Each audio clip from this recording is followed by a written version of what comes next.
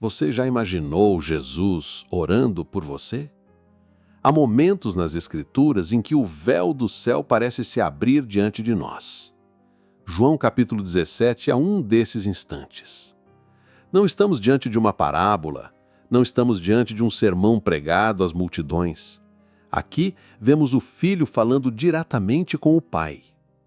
O Cristo que curou enfermos, que expulsou demônios, que multiplicou pães, agora se recolhe em oração. E esta oração é diferente de todas as outras, porque nela Jesus revela o que mais pesa em seu coração às vésperas da cruz. E o que ele diz primeiro? Pai, é chegada a hora. Glorifica teu Filho, para que o Filho te glorifique a ti. Assim como lhe conferiste autoridade sobre toda a carne, a fim de que ele conceda a vida eterna a todos os que lhe deste. E a vida eterna é esta, que te conheçam a ti, o único Deus verdadeiro, e a Jesus Cristo, a quem enviaste. João 17, 1-3. Estas palavras deveriam nos fazer tremer. Jesus está diante da hora mais escura da história, e mesmo assim, ele ora pela glória.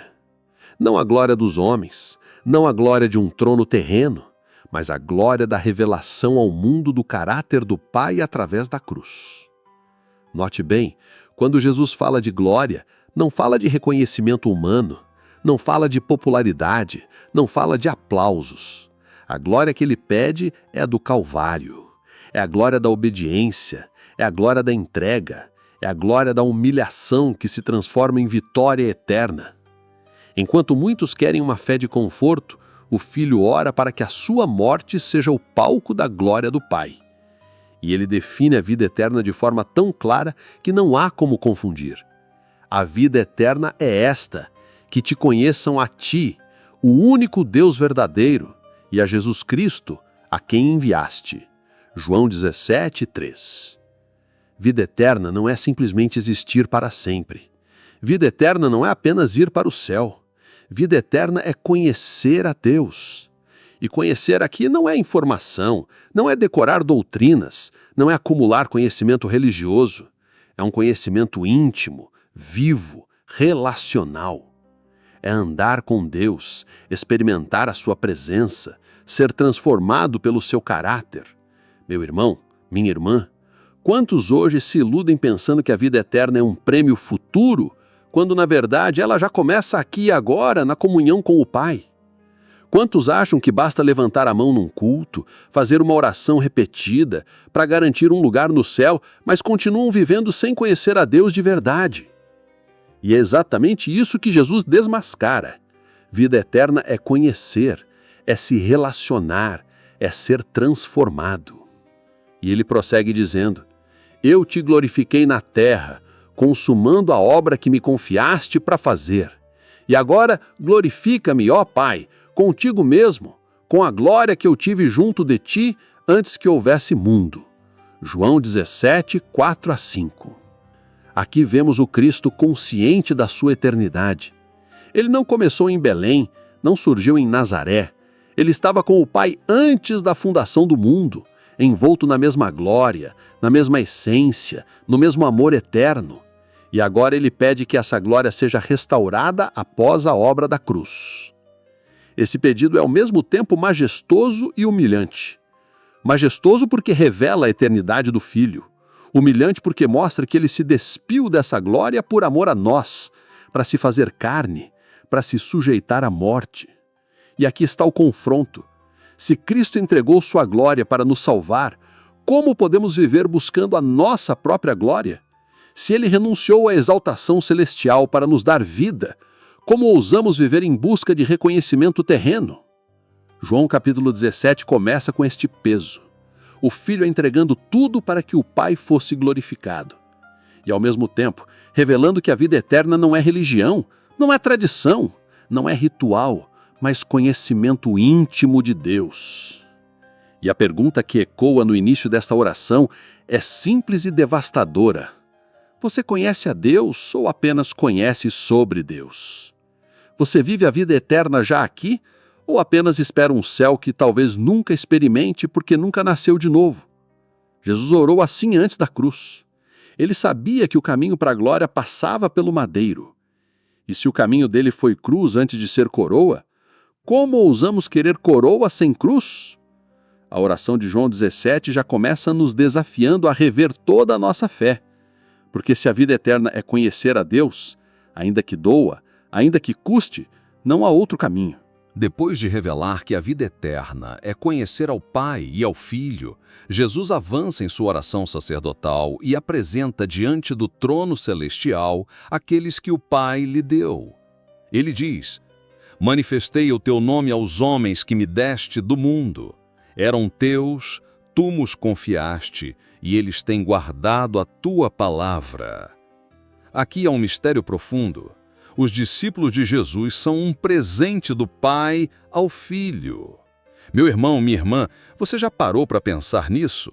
Antes de seguir a Cristo, antes mesmo de nascer, se você crê no Evangelho, é porque o Pai já o separou para dá-lo ao Filho como herança.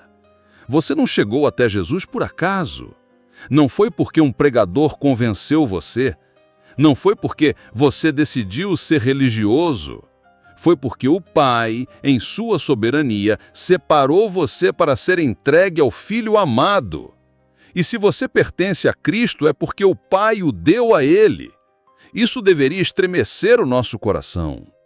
Jesus continua: agora eles reconhecem que todas as coisas que me tens dado provêm de ti, porque eu lhes tenho transmitido as palavras que me deste, e eles as receberam, e verdadeiramente conheceram que saí de ti e creram que tu me enviaste. Aqui há um mistério profundo. O sonal de um verdadeiro discípulo não é emoção passageira, não é mera frequência em cultos, não é simpatia pelo cristianismo. O sinal de um verdadeiro discípulo é que ele recebe a palavra, aguarda e a reconhece como proveniente do próprio Deus. E aqui está o confronto. Quantos hoje dizem seguir a Cristo, mas rejeitam a sua palavra? Quantos querem o nome de cristão, mas não querem obedecer ao que ele disse? Cristo deixou claro: aqueles que o Pai lhe deu são aqueles que acolhem a palavra, se submetem a ela e aguardam no coração. Não como teoria, mas como verdade que transforma. E então Jesus declara algo tremendo: é por eles que eu rogo. Não rogo pelo mundo, mas por aqueles que me tens dado, porque são teus. Ora, todas as minhas coisas são tuas, e as tuas coisas são minhas, e neles eu sou glorificado. Aqui está uma revelação que o evangelho superficial não suporta ouvir. Jesus não ora pelo mundo. Ele intercede pelos que o Pai lhe deu. E isso quebra a lógica do evangelho moderno, que prega um Cristo sempre disponível, um Cristo adaptado ao gosto do freguês, um Cristo que vive para satisfazer vontades humanas. Mas a oração sacerdotal de João 17 é clara. Cristo intercede pelos seus, pelos escolhidos, pelos que receberam a palavra e aguardaram. E aqui está o choque. Se Jesus não rogou pelo mundo, mas apenas pelos que o Pai lhe deu, como podemos viver como se não houvesse distinção? Como podemos diluir a fé, torná-la aceitável, negociar a santidade para parecer mais atraente ao mundo? Jesus não pediu que fôssemos populares, ele pediu que fôssemos preservados na verdade. Ele não rogou para que tivéssemos aceitação, mas para que tivéssemos fidelidade. Meu irmão, minha irmã, este trecho expõe a raiz de muitas crises espirituais, porque a verdade é que queremos ser amados pelo mundo, quando Cristo deixou claro que nossa identidade está em sermos entregues a Ele pelo Pai. Você pertence a Cristo, você não pertence mais a este sistema, você não é do mundo. E se você insiste em se moldar ao mundo, está negando a oração do próprio Filho de Deus? Perceba ainda a profundidade das palavras finais desse trecho. Neles eu sou glorificado. Cristo diz que a sua glória se manifesta nos discípulos. Isso significa que quando um verdadeiro discípulo vive em obediência, o mundo não vê apenas um homem transformado, o mundo vê a glória do Filho refletida nele. E aqui está a pergunta que corta como espada. Cristo tem sido glorificado em sua vida? Ou apenas o seu ego aparece? Se Cristo foi glorificado nos discípulos do primeiro século, é porque eles estavam dispostos a morrer por ele, a renunciar tudo por ele, a viver como se o mundo nada tivesse a oferecer. E nós? O que temos feito com a palavra que nos foi dada? Guardamos ou desprezamos? Vivemos como presente do Pai ao Filho ou como traidores que vendem sua fé por migalhas do mundo? Cristo orou por você. Cristo se apresentou diante do Pai por aqueles que lhe foram entregues. E agora a decisão é nossa. Vivemos como resposta a essa oração ou como resistência a ela? A oração de João 17 não deixa espaço para neutralidade. Ou somos do mundo, ou somos de Cristo. Ou glorificamos a nós mesmos, ou glorificamos ao Filho. Ou guardamos a palavra, ou a rejeitamos. E o fato é que ele já orou, ele já intercedeu, ele já pronunciou essa verdade diante do Pai. Agora é nossa vida que precisa provar a quem realmente pertencemos. A oração do Senhor avança, e agora Cristo intercede por aqueles que permaneceriam após sua partida.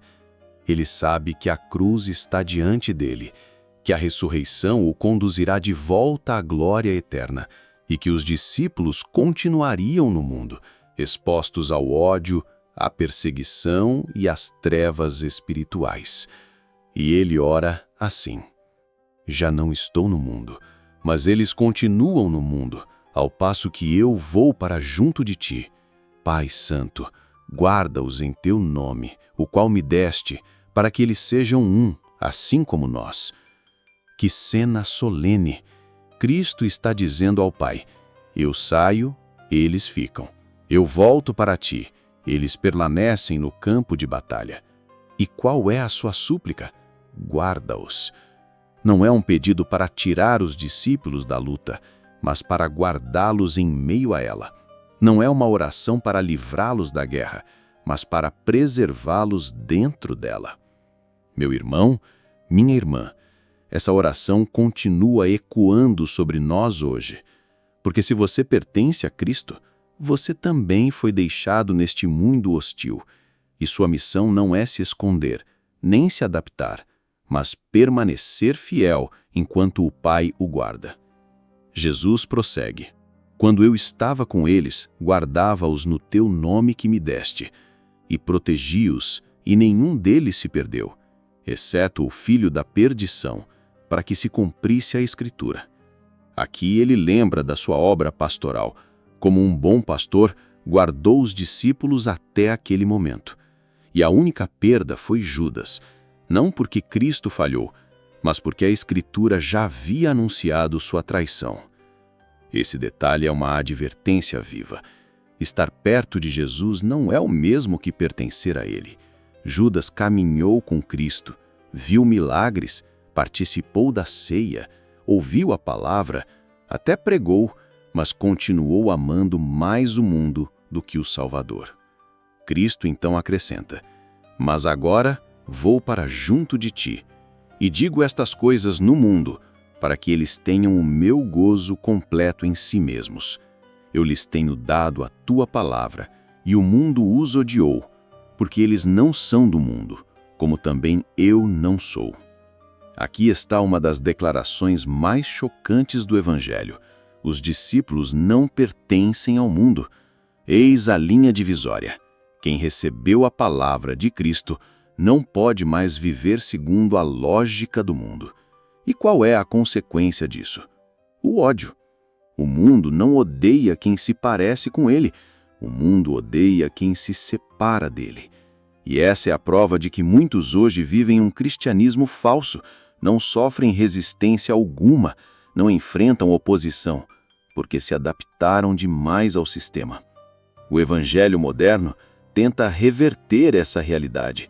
Quer ser aceito, quer ser popular, quer ser aplaudido. Mas João 17 mostra que o verdadeiro cristão será odiado pelo mundo, porque não pertence mais a ele. Se o mundo te ama, Se o sistema te aplaude, talvez seja porque não vê diferença em você. E isso deveria nos tremer.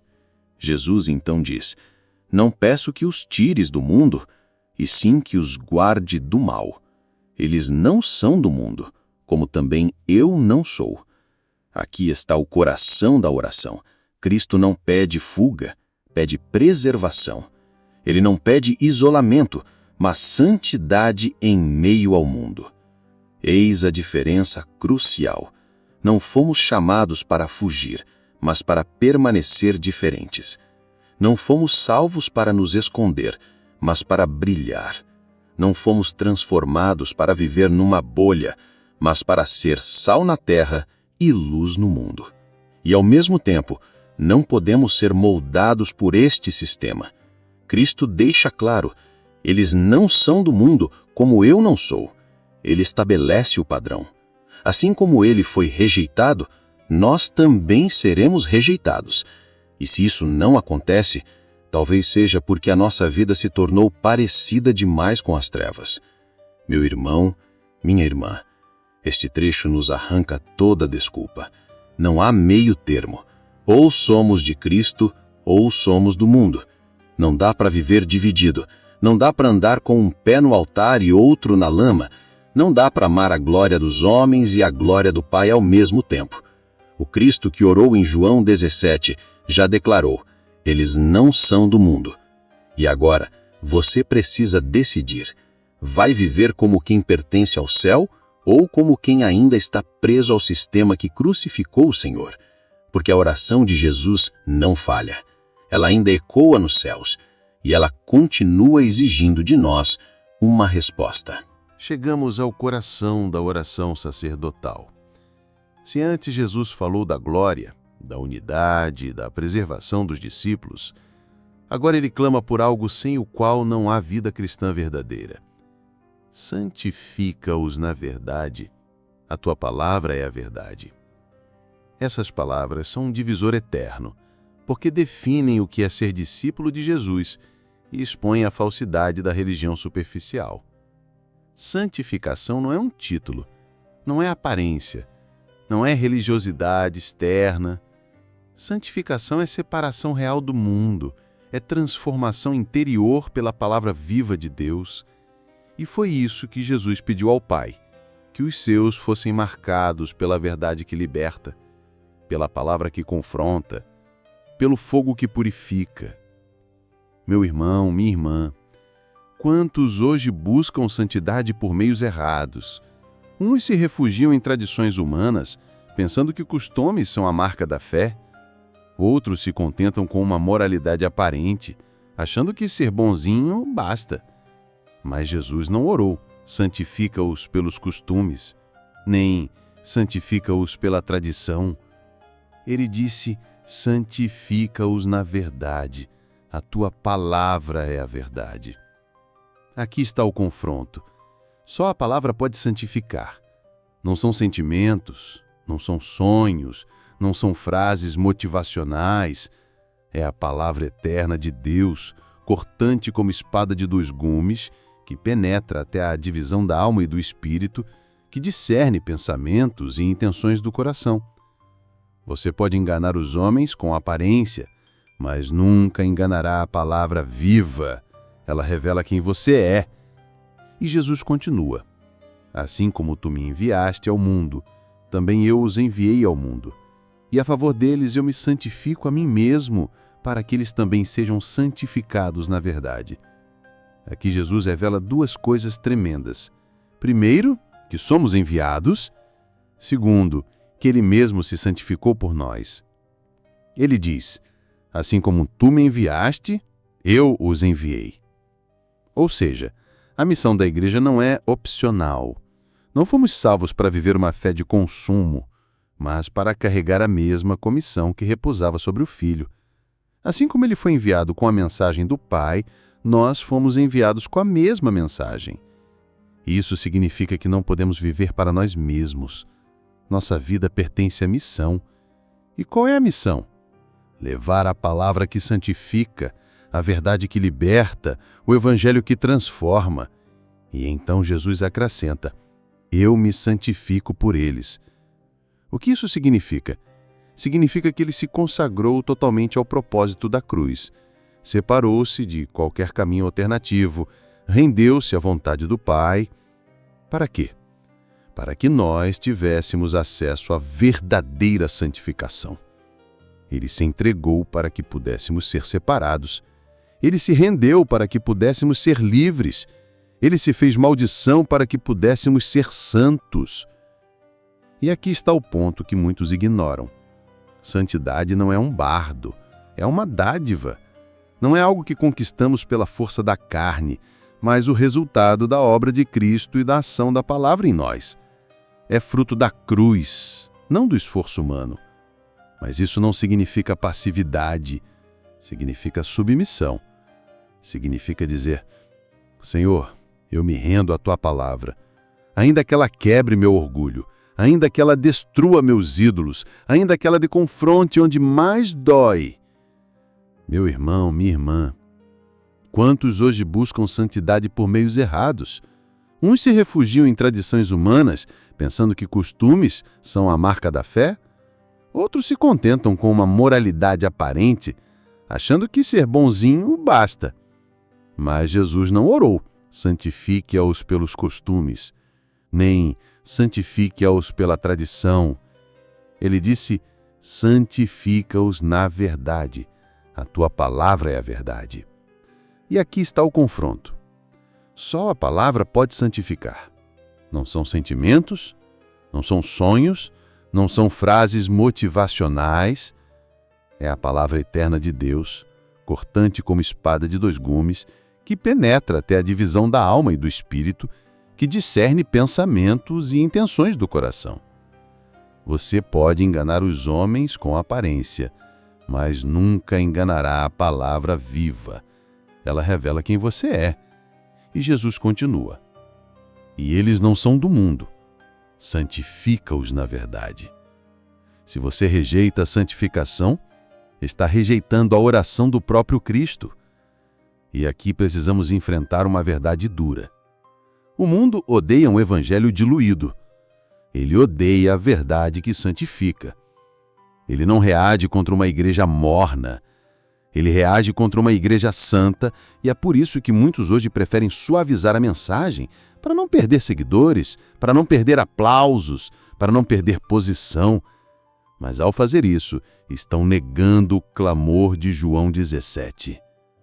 A santidade verdadeira não é um capricho, é a evidência de que pertencemos a outro reino. É a marca de quem foi separado para Deus. Não é uma performance exterior, mas uma identidade interior. Não é um peso morto, mas um fruto vivo. E essa santidade só vem de uma fonte: a palavra. Por isso a pergunta que ecoa hoje é simples: a palavra de Deus governa a sua vida ou apenas decora a sua estante? Você lê para ser moldado ou apenas para se sentir informado? Você se submete ou adapta a Escritura ao seu gosto? Cristo já orou por você. Santifique-o na verdade. Agora é sua decisão viver como resposta ou como resistência. Porque, no fim, a diferença entre o verdadeiro discípulo e o falso religioso não é a frequência na igreja, não é a aparência exterior, não é a habilidade para falar bonito, é a santidade produzida pela palavra. E essa santidade não é uma opção, é a marca daqueles que pertencem a Cristo. Até aqui, Jesus orou pelos apóstolos que estavam com ele, pelos discípulos que enfrentariam a perseguição inicial, pelos que já haviam recebido a palavra. Mas agora a oração se expande de maneira surpreendente. Ele abre o horizonte da intercessão e inclui gerações futuras, inclui você, inclui a mim, inclui todos os que creriam pela mensagem apostólica. Ele declara: não rogo somente por estes, mas também por aqueles que vierem a crer em mim, por intermédio da sua palavra, a fim de que todos sejam um, e como és tu, ó Pai, em mim e eu em ti, também sejam eles em nós, para que o mundo creia que tu me enviaste. Aqui está um mistério profundo. Jesus pensou em você antes da cruz. Ele viu gerações ainda não nascidas, discípulos espalhados em todas as eras, e orou para que fossem um só com o Pai e com o Filho. E note bem, ele não ora por uma unidade superficial, não fala de ecumenismo vazio, não fala de alianças políticas entre denominações, não fala de tolerância disfarçada de amor. Ele fala de uma unidade tão real e tão espiritual que só pode ser explicada pela presença da própria Trindade. Assim como o Pai e o Filho são um, ele pede que nós sejamos um. Meu irmão, minha irmã, essa unidade é muito mais do que ajuntamento. Não é apenas estar no mesmo templo, não é apenas cantar os mesmos hinos, não é apenas concordar em doutrinas, é comunhão viva no Espírito. É ter a mesma essência, o mesmo propósito, o mesmo amor que vem do céu. E aqui está o choque. A unidade pela qual Jesus orou é a base do testemunho ao mundo. Ele diz, para que o mundo creia que tu me enviaste. O mundo não crerá em Cristo por causa de estratégias de marketing, nem por causa de shows religiosos, nem por causa de programas bem elaborados. O mundo crerá quando vir uma comunhão tão sobrenatural que só pode ser explicada pela presença de Deus. E aqui precisamos nos confrontar. O que o mundo vê quando olha para a igreja hoje? Vê unidade ou vê divisão? Vê amor ou vê competição? Vê comunhão ou vê disputas de poder? Quantas igrejas se dividem por vaidade? Quantos ministérios brigam por atenção? Quantos irmãos se odeiam em nome de doutrinas, como se a verdade pudesse ser defendida à custa do corpo despedaçado? Mas que verdade é essa que fere o corpo de Cristo? Que zelo é esse que despreza a oração do Filho de Deus? Se Jesus rogou por unidade, como ousamos viver em disputa? Se ele pediu comunhão, como justificamos nossas divisões com desculpas religiosas?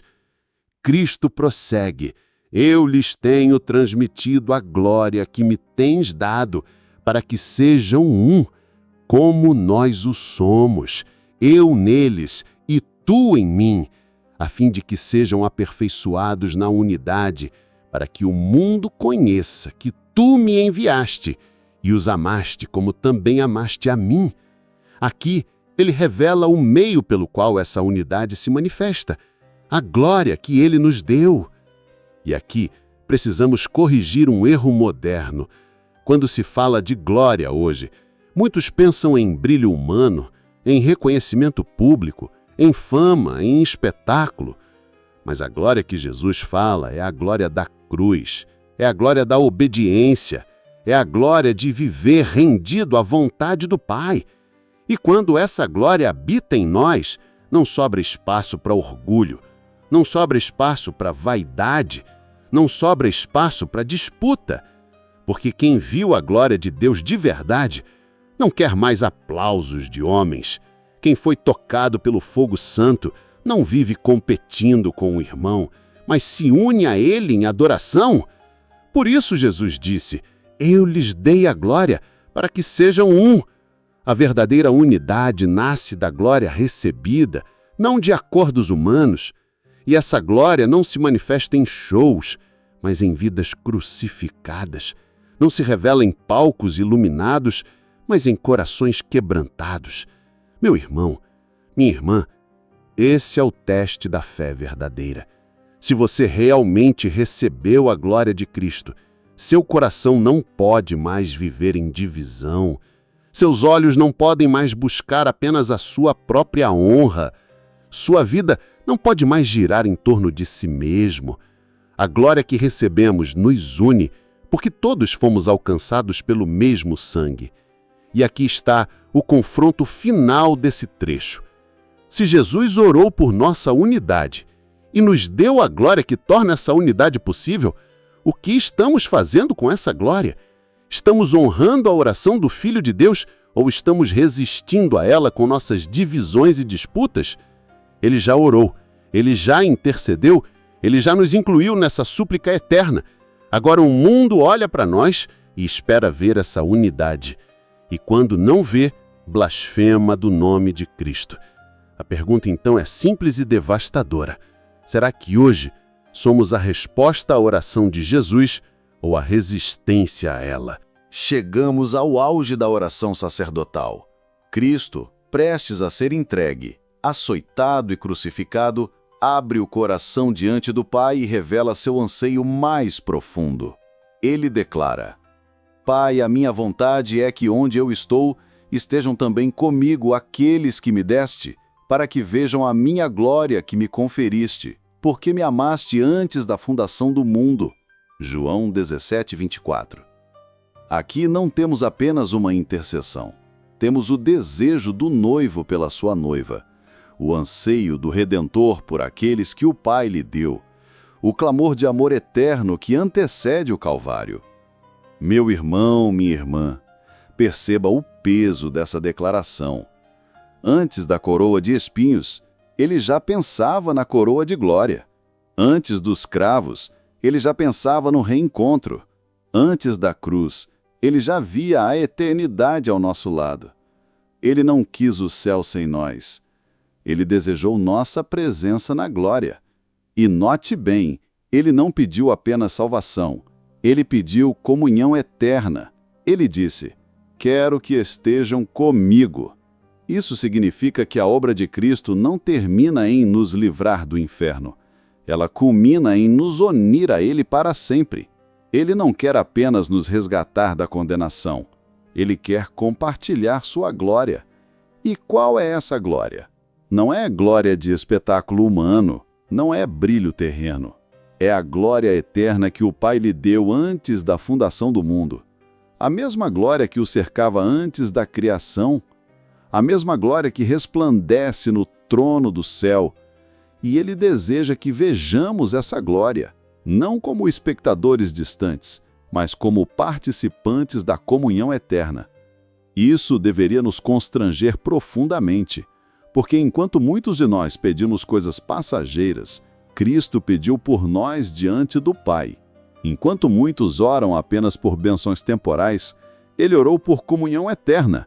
Enquanto nossa visão é limitada ao presente, a dele já alcançava a eternidade.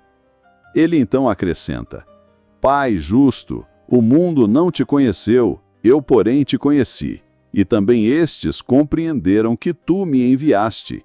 Eu lhes fiz conhecer o teu nome, e ainda o farei conhecer, a fim de que o amor com o que me amaste esteja neles, e eu neles esteja. João 17, 25 e 26. Aqui está o selo final, o amor do Pai habitando em nós, e o próprio Cristo fazendo morada dentro de seus discípulos. Este é o ápice da oração. Cristo não apenas intercede por nossa preservação, não apenas clama por nossa santificação, não apenas roga por nossa unidade. Ele deseja que o mesmo amor que ardeu no coração do Pai por ele, queime agora em nosso coração. Ele deseja que sua presença seja a nossa realidade, não apenas no céu, mas já aqui. Meu irmão, minha irmã, se essa oração não muda a forma como você vive, nada mais mudará, porque ela mostra que fomos lembrados antes da cruz, fomos incluídos antes de nascer, fomos amados antes da fundação do mundo. E se ele orou assim, como podemos viver de qualquer jeito? O mundo vive correndo atrás de reconhecimento, mas Cristo já nos reconheceu diante do Pai.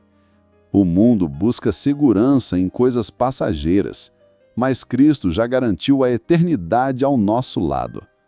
O mundo deseja a glória humana, mas Cristo nos chamou para contemplar a glória eterna. E aqui está o confronto final. Se Jesus pediu que estivéssemos com Ele na glória, será que estamos vivendo como quem deseja estar lá? Se Ele já nos incluiu na sua oração, será que estamos respondendo a esse chamado com santidade? Ou continuamos vivendo como se essa oração não existisse? A oração de João 17 encerra com amor. Mas não um amor barato. É o amor que custou sangue. É o amor que suportou a cruz. É o amor que nos chamou para a eternidade. E agora cabe a nós decidir. Seremos a resposta a essa oração ou a resistência a ela? Cristo já pediu. Cristo já clamou. Cristo já incluiu o seu nome. A pergunta é: você está vivendo como quem foi lembrado por Jesus na oração mais sagrada de todas? Que a sua vida seja a prova de que essa oração não caiu no vazio. Que o mundo olhe para você e veja alguém que foi separado, santificado, enviado, unido e amado antes mesmo da cruz.